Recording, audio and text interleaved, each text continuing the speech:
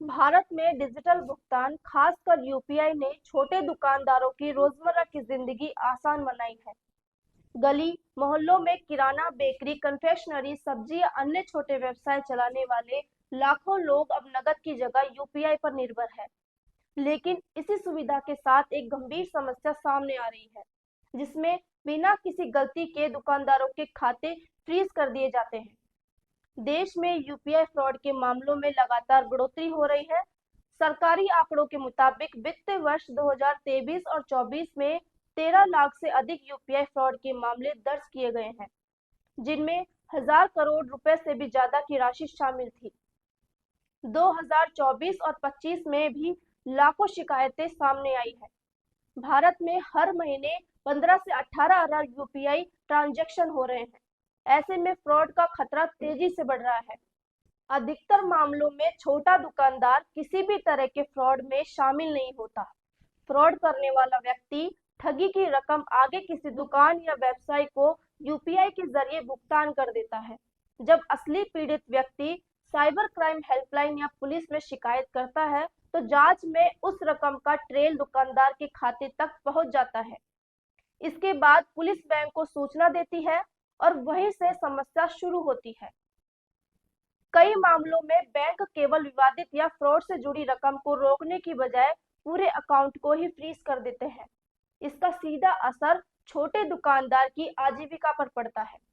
वह न तो पैसा निकाल पाता है और न ही भुगतान कर पाता है और न ही अपना रोजमर्रा का कारोबार चला पाता है, जबकि उसकी इसमें कोई गलती भी नहीं होती। ऐसा ही एक मामला बेकरी और कन्फेक्शनरी शॉप चलाने वाले अरविंद कुमार का है। अरविंद पिछले करीब 4-5 महीनों से बैंक अकाउंट फ्रीज की समस्या झेल रहे हैं।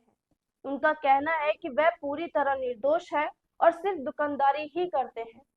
किसी ग्राहक ने यूपीआई से भुगतान किया, वही पैसा उनके खाते में आया। अरविंद का सवाल यह है कि इसमें उनकी क्या गलती है। अकाउंट फ्रीज होने से न सिर्फ उनका कारोबार प्रभावित हुआ, बल्कि आर्थिक और मानसिक दबाव भी बढ़ गया। मेरा नाम अरविंद कुमार बैरवा। मैं कन्फेक्शनरी शॉप चलाता हूँ। Cakes and fast food plus retail का प्रोडक्ट। मेरे यहाँ पर 23 जून 2025 को किसी ने एक पेमेंट किया प्रोडक्ट लेने के बाद, और वो एक फ्रॉड पेमेंट था जिसका मुझे पता नहीं था।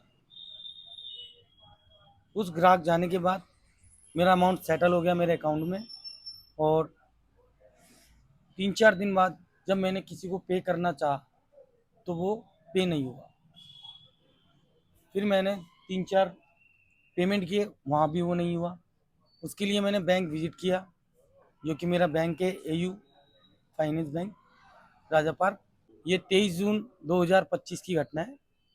मेरे अकाउंट में 13,000 कुछ रुपए उसमें डिपॉजिट है, जिनको मैं यूज़ नहीं कर पा रहा हूँ, और उससे मुझे काफ़ी परेशानी झेलनी पड़ी। मैंने वहाँ पर उनसे ऑफिस वालों से बात करी, बैंक वालों से, तो उन्होंने कहा कि आपका अकाउंट 3 जगह से फ्रीज हुआ है। एक तो 80 रुपये का अमाउंट था, और 112 रुपये का, और एक 1105 रुपये का। तो जो मेन अमाउंट था 1105 रुपये, उसी की वजह से मेरा अकाउंट फ्रीज हुआ लास्ट। उन्होंने मुझे डिटेल दी कि आप महाराष्ट्र जाओ और वहाँ पर साइबर क्राइम से बातचीत करो, तब आपका अकाउंट अनफ्रीज हो जाए। पर मैं ऐसा कर नहीं सकता, क्योंकि मैं एक शॉप चलाता हूँ छोटी सी, और मेरे पास इतना समय नहीं है। सुबह 7 से रात को 9 बजे तक दुकान चलानी पड़ती है, मैं अकेला चलाने वाला हूँ। उनसे मैंने रिक्वेस्ट भी की, पर उन्होंने कहा हमारे पास कोई सॉल्यूशन नहीं है, ये आगे से आपको करवाना पड़ेगा। भाई हमें कैसे पता पड़े कि यूपीआई अगर कोई करके जा रहा है 50 का, 100 का, या 500 का, या 1000 का? क्योंकि मेरा अमाउंट तो यहाँ बनता है, जब कोई भी ग्राहक केक वगैरह लेता है तो 1000-1500 का मिनिमम अमाउंट बन ही जाता है। अब वो पे कर रहा है यूपीआई, तो हमें कैसा पता पड़े कि ये फ्रॉड है? अकाउंट फ्रीज होने की वजह से मुझे काफ़ी सारी परेशानियाँ झेलनी पड़ी। मैंने 3-4 बार बैंक भी विजिट किया, पर मुझे कोई सॉल्यूशन नहीं दिया गया, ना ही मेरी किसी प्रकार से हेल्प की गई। अगर मैं महाराष्ट्र जाता हूँ साइबर क्राइम में उनसे बातचीत करने, अपनी आईडी वगैरह सब कुछ दिखाने के लिए, तो उससे ज़्यादा तो मेरा खर्चा हो जाएगा। ये मेरा टोटल अमाउंट 13,000 कुछ रुपए है, उससे ज़्यादा मेरा खर्चा और आने जाने में, प्लस मेरा बिजनेस भी फर्क पड़ेगा उस पर भी। मैं तो डेली कमाता हूँ, डेली मुझे अपने लिए घर के लिए निकालना पड़ता है। ना कोई सपोर्ट है। खुद का छोटा सा एक व्यापार है जिसको मैं पिछले 5.5 साल से चला रहा हूँ। अकाउंट फ्रीज होने की किस्से काफ़ी मैंने सुने भी हैं। जब मेरे साथ हुआ तो मुझे पता लगा कि हाँ, इस तरीके से आपके साथ फ्रॉड होता है। वो कहाँ से आएगा? हमने थोड़ी फ्रॉड किया है। फ्रॉड करने वाला मैं पे करके चला गया, तो उसका कोई सॉल्यूशन निकालें, या हमारा अकाउंट में जो फ्रॉड मनी आई है उसको डिडक्ट करके जो हमारा पैसा हमें यूज करने दिया जाए। है इसका कोई सॉल्यूशन? इस तरह के मामलों पर राजस्थान हाईकोर्ट जयपुर के अधिवक्ता अजय कस्वा का कहना है कि राजस्थान सहित देश के कई हाईकोर्ट ने स्पष्ट रूप से माना है कि निर्दोष व्यक्ति के पूरे बैंक अकाउंट को फ्रीज करना गलत है। अदालतों ने कई मामलों में बैंकों को निर्देश दिए हैं कि पूरे अकाउंट के बजाय केवल विवादित रकम को ही फ्रीज किया जाए। अधिवक्ता अजय कस्वा का यह भी कहना है कि अदालतें पीड़ितों को राहत तो दे रही हैं, लेकिन छोटे दुकानदारों के लिए हाईकोर्ट तक पहुंचना आसान नहीं है। रोजी रोटी चलाने वाला व्यक्ति बार बार कानूनी प्रक्रिया या भागदौड़ नहीं कर सकता। कानूनी राहत कागजों पर मौजूद है, लेकिन जमीनी हकीकत यह है कि छोटे दुकानदारों को महीनों तक बैंक और पुलिस के चक्कर काटने पड़ते हैं। कई बार बिना स्पष्ट लिखित आदेश के भी खाते पर रोक लगा दी जाती है। ये स्थिति डिजिटल भुगतान व्यवस्था पर भरोसे के लायक नहीं है और उसको कमजोर करती है। माननीय न्यायालय ने अभी हाल ही में बढ़ते हुए बैंक फ्रीजिंग के मामले जो कि साइबर फ्रॉड से संबंधित हैं उनको मद्देनज़र रखते हुए केंद्र सरकार एवं राजस्थान सरकार से जवाब तलब किया है, जिस पर केंद्र एवं राज्य सरकार के विधि अधिकारियों ने माननीय न्यायालय के समक्ष अपने सबमिशन में ये कहा है कि शीघ्र ही ministry of home affairs, union ministry of home affairs के द्वारा एक स्टैंडर्ड ऑपरेटिंग प्रोसीजर इस विषय पर बनाया जा रहा है, जिससे कि ग्रीवेंस रिड्रेसल मैकेनिज्म एक डेवलप होगा, क्योंकि अभी इस मुद्दे पर अलग अलग राज्यों में अलग अलग और केंद्रीय स्तर पर भी कोई एक नियमावली नहीं आ पाई है। तो इसके इन इन इन तरह और ये मामले भी अभी रिसेंटली ही अधिक प्रकाश में आए हैं। इस चूँकि अभी हमारी इकोनॉमी हाल ही में कुछ वर्षों से ही डिजिटलाइज्ड अधिक हुई है, ऑनलाइन पेमेंट का भी जो ऑनलाइन पेमेंट में भी बढ़ोतरी हुई है। उससे पहले हम लोगों का लेन देन अधिक नकद में था, तो उस समय ऐसी समस्या का सामना नहीं करना पड़ रहा था। और चूँकि अब जो जो टेक्नोलॉजी का विकास हुआ है, तो टेक्नोलॉजी के साथ नई चुनौतियाँ आनी स्वाभाविक हैं।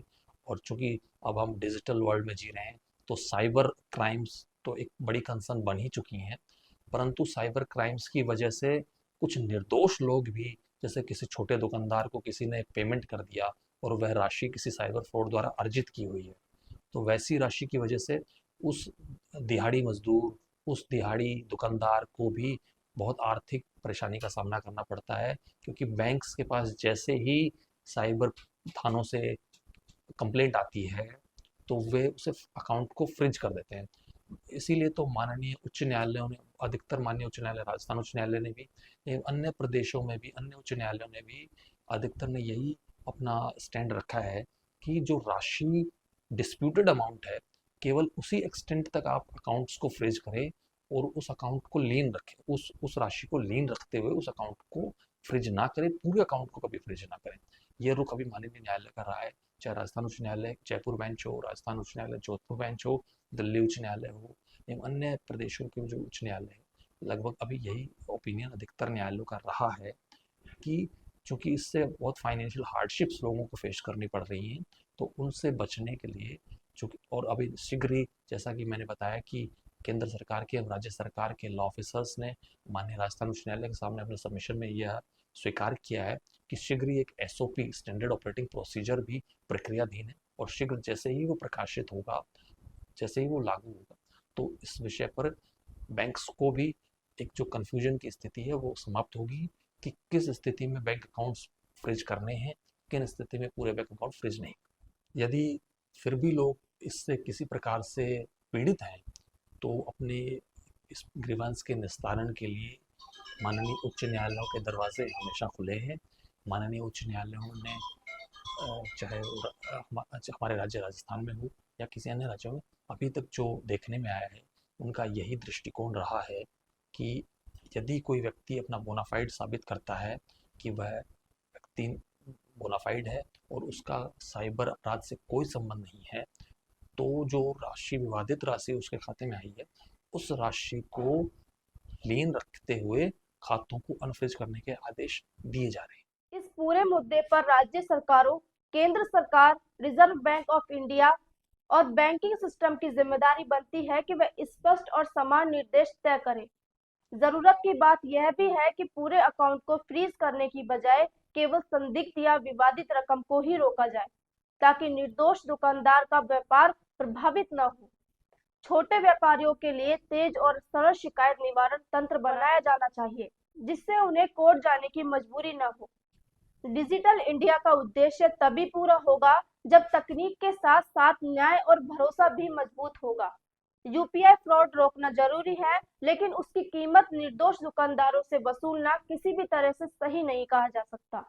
अरविंद कुमार जैसे दुकानदार आज भी ऐसी समस्याओं का सामना कर रहे हैं और उनके लिए स्थायी समाधान अब बेहद जरूरी हो गया है। ऐसी ही जानकारी के लिए हमारा चैनल सब्सक्राइब कीजिए। नमस्कार।